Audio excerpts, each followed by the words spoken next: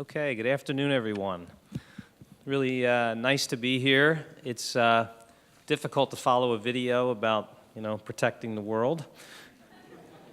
Terry's got a incredibly difficult job, and I don't envy her, but she does a wonderful job. We just had a discussion before coming out here. I know from my where I work, you probably didn't notice this, but there were a lot of Dell computers in that video, and I saw every one of them.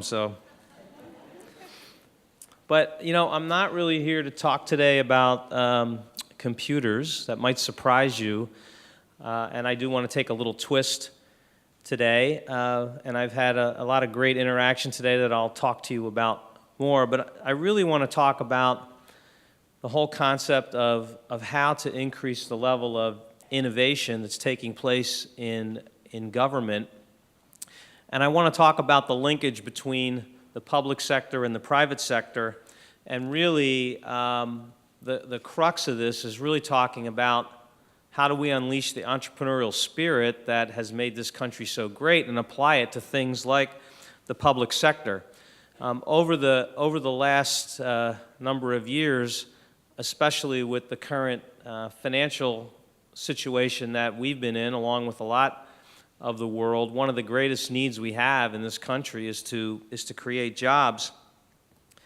And there's a big linkage here between what's going on in government and how we can create jobs, and it really comes from innovation. And so I'm going to talk to you a lot about thinking about innovation both inside the agencies of the government and how also we can spur innovation from the government outside.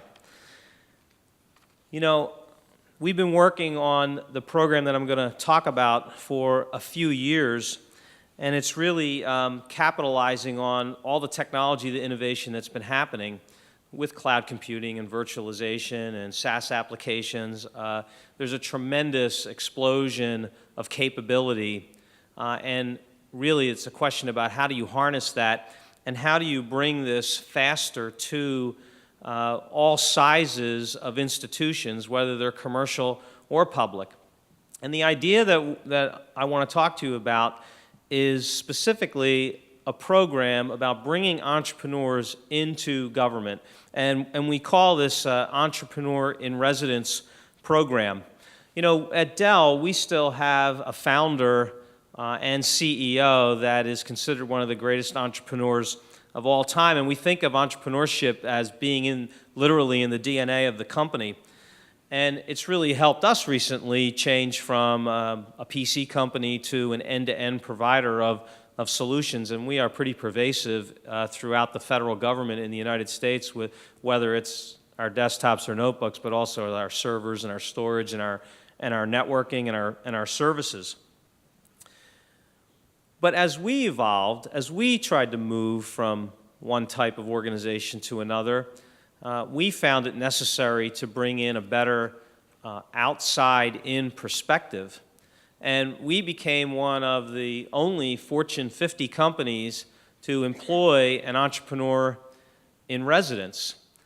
And if you ever met our entrepreneur in residence, Ingrid Vandervelt, you would quickly see why we brought this kind of a concept to our company. She's a very successful serial entrepreneur that has tremendous passion and brings a lot of creativity and new ideas on how to get things done in business. She's also been a tremendous leader for women entrepreneurs around the world. And what we use Ingrid for is to bring these ideas and ambitions to propel us to do other new interesting things. A really great example is that we recognized in the U.S. and in other parts of the world that small businesses continue to have trouble getting access to capital.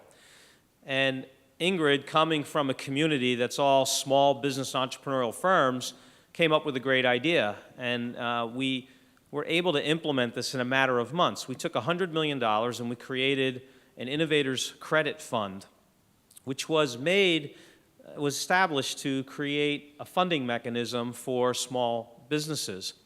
But the unique twist about it is these small businesses go to banks and they tell banks about their great new ideas, and the bank tells them, where's your collateral, and They say, well, I don't have any. It's this idea that I have in my head, and so they tell them to go home. And we said, well, Ingrid's idea was, there's venture capitalists who give these people money, and if they went through the trouble of analyzing their business and giving them money, why wouldn't we trust that? So what we did was we formed this program to align with venture capitalists, and we set aside financing that equals 10% of the venture capital that was given. So if a venture capitalist gave $1 million to a firm for a new idea, we immediately granted them a $100,000 line of credit so that they could finance the technology. And we're oversubscribed after introducing this program now, and we have about 80 companies that have taken advantage of it. And of course, for us, long term, they become loyal customers. But it's that kind of idea generation and thinking, and not just that, it's also just getting it implemented.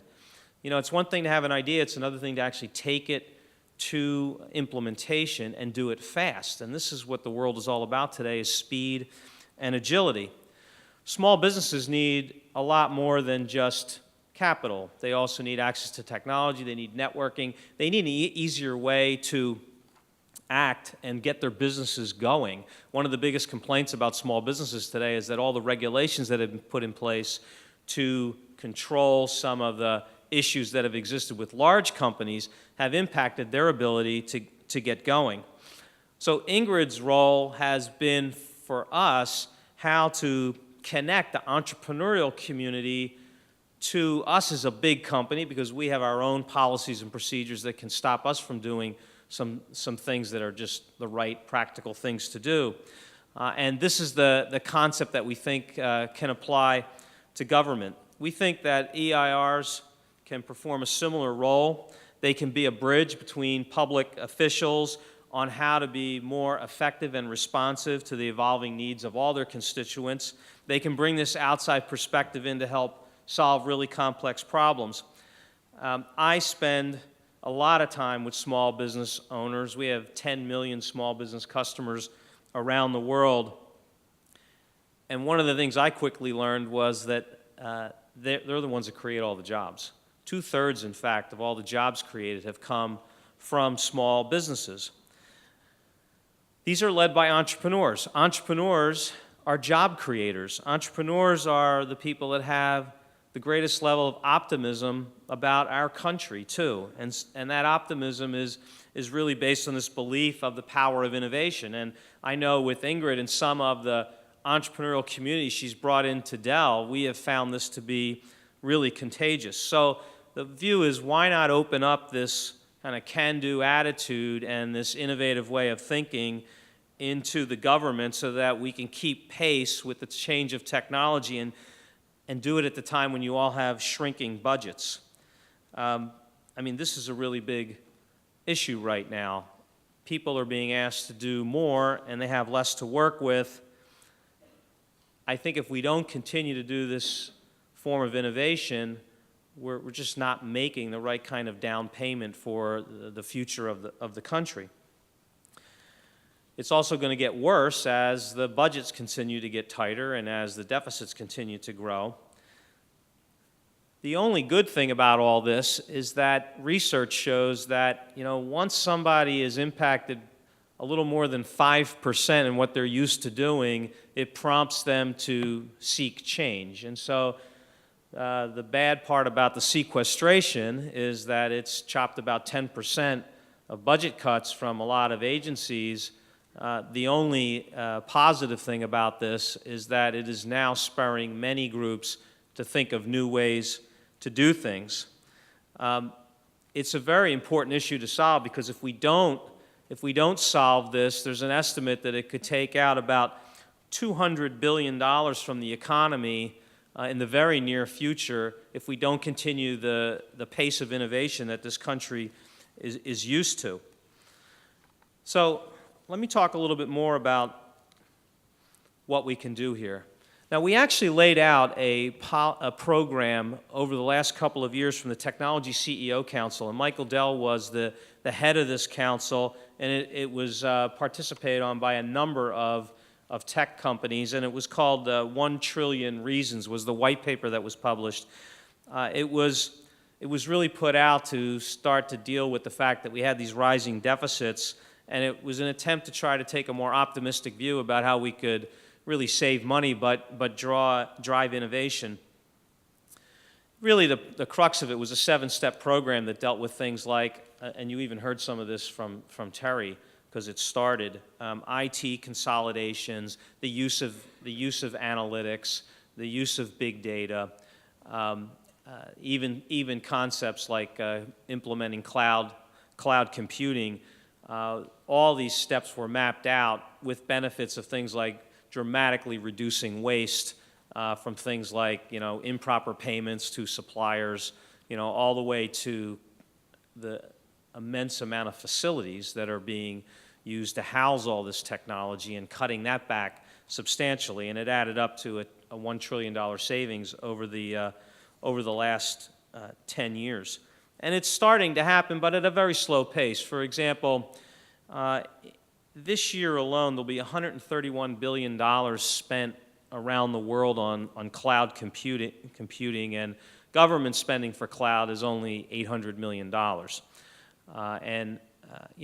I know there's a movement here to get this going in a better direction, and I give the administration a lot of credit for being a proponent of implementing a cloud-first strategy, but as you can see, we have a long, long way to go.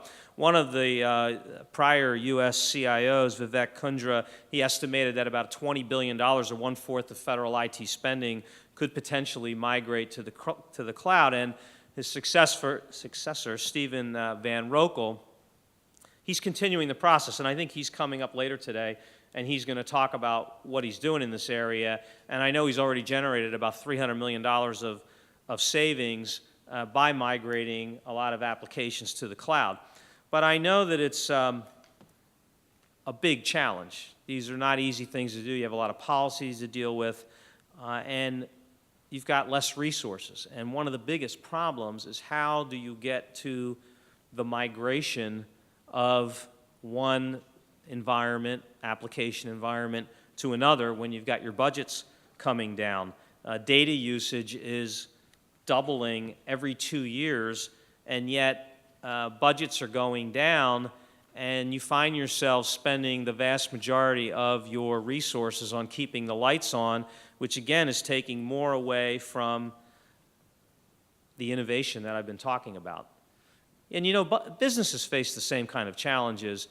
Many businesses that are overly dependent on proprietary technologies have found that over 50% of their budget is now in maintenance mode, and they're competing against small rising stars that are using cloud applications, for example, and a fraction of the IT costs, and they don't have the money to spend, the bigger companies, on the transformation of their applications to a more modern environment. So you're not alone here, although I do clearly believe that you have some of the biggest challenges that you're facing. So how does that all relate to entrepreneurs? Well, we think that there's going to be a need for dramatically different thinking on how to get some of these things done. And I've been meeting with a lot of congressmen, and we've been talking about this for a couple of years, and we think it's time for a piece of legislation to go through. There is a piece of legislation about Entrepreneur in Residence program. So what is this program? It's basically a bill that says, let's start with 30 Entrepreneur in Residence, assign them to agencies. This is done on a volunteer basis, and from our own entrepreneurial networks that we've established, we have a high degree of confidence that that's not an issue, that these entrepreneurs are very successful and they want to give back. And so we believe that having this be a volunteer program, so we don't have to go through a funding type of problem here, isn't going to be an issue. They would advise on new ideas of how to do transformation faster. They would bring an outside-in perspective. I think you would find, I know this from our own experience, that they would bring a network of ideas that don't really cost any money. They're just fantastic ideas. And entrepreneurs, true entrepreneurs, I'm talking about people that have started businesses from scratch and successfully sold them or nurtured them. they have an amazing way of breaking through barriers. Because one of the things we've talked a lot about when we were working on the creation of this bill was how frustrating it might be for an entrepreneur to come into a large institution and then try to figure out, I have this great idea, how do I get this done? And I start hitting this wall and this wall and this wall. And we're very convinced that they won't give up, that what they'll do is they'll find a way for a win-win situation, and they will bring a new wave of innovation and creativity to many of the agencies around the country. And we're very optimistic that a bill can go through. We have a sponsor in Representative Mike Honda from California. And just this morning, I met with Representative Lankford from Oklahoma, and he has also agreed to co-sponsor. So we have sponsorship from both sides. I met with Senator Mary Landrieu, who chairs the Committee on Small Business Entrepreneurship, and she's introduced a companion piece of legislation in the Senate. So we think this is something that's going to move forward. You should also know that Dell's been very involved in doing this at the state level. We've worked with the National Governors Association, the Council of State Governments, and the National Conference of State Legislations. You can see up here the number of states that are already introducing legislation. It's been enacted in Texas, Massachusetts, and Ohio, and Virginia looks like it's going to be adopted. They have to go through another round of passing legislation, but it's well on its way. So we think 6 to 8 states could soon have the same kind of concept, an entrepreneur in residence. You know, I think that what we're trying to do here is to figure out a way to get meaningful cost out of government without sacrificing on the capability. And we know that there's fantastic opportunities. For example, we know that for every 7,500 users that go to the cloud, it saves $1 million of cost. And you know, from my own discussions with both the public sector and the commercial sector, I get a consistent piece of feedback that simply says that IT has to solve business problems now. We're way beyond the nice-to-haves. We are in the need-to-have solutions to get things more productive. I really believe that this combination of public and private sector partnership can go a long way to solve these problems. Dell clearly has a very passionate view about driving industry standards as a way for technology to move forward. I think having entrepreneur in residence concept is kind of a catalyst to help the ideas move faster. And so the real call to action is for, you know, we'd love to have additional support from the communities here for the Entrepreneur in Residence program. As you see this come around, we would love to see support for this. We think this can get into the late summer session and that we could see something passed this year. And we'd also ask that we continue have advocacy for rapid adoption of cloud computing. We think as part of that 7-point program, we think that offers the greatest opportunity for substantial savings in government spending, which again will spur innovation and allow you to get a lot of the strategic applications out into the world that you want to get out while you're still dealing with budget constraints. So I hope this different twist on how to approach a problem resonates with people. We've been very passionate about it. We're very optimistic about it, and I really appreciate the opportunity to discuss it with you today. Thank you very much.